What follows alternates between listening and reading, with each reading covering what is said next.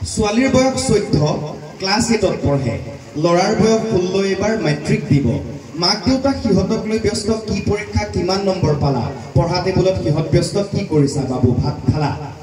মই অকৃতজ্ঞ হোৱা যেন হ'ব যে তেতিয়া সেইটো লিখি পেলাই সেইটোৰ পৰা মানুহে চিনি পালে এতিয়া তাৰে লেভেল সেইটো কৰিব নোৱাৰি একো নাই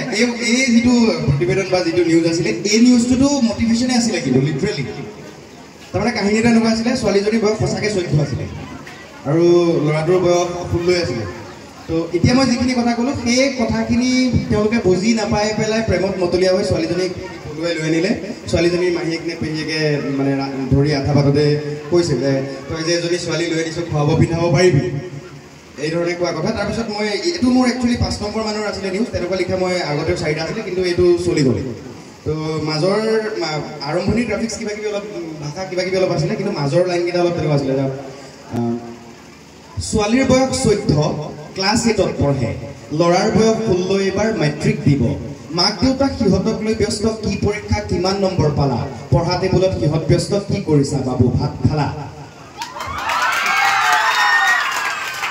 এইটোৰ পাছতে গোটেই বস্তুখিনি সলনি হৈ গ'ল তাতো সেই কথাটো আকৌ তাতো যে একো প্ৰেডিকশ্যন নাছিলে যে এনেকুৱা কিবা হৈ যাব মই পিছদিনাখন মই এটা বেলেগ চেনেলত কাম কৰি আছিলোঁ তেতিয়া পিছদিনা মই অফিচলৈ গৈছোঁ যিজন এক্সিকিউটিভ এডিটৰ আছে মই ৰাতি আৰু তেতিয়া ভাইৰেল হোৱা কনচেপ্টটো ইমান নাই মোক তেতিয়া দাদাজনে কৈছে তুমি কালিতো কি কৰিলা বোলো কি হ'ল কিবা জগৰ লগালো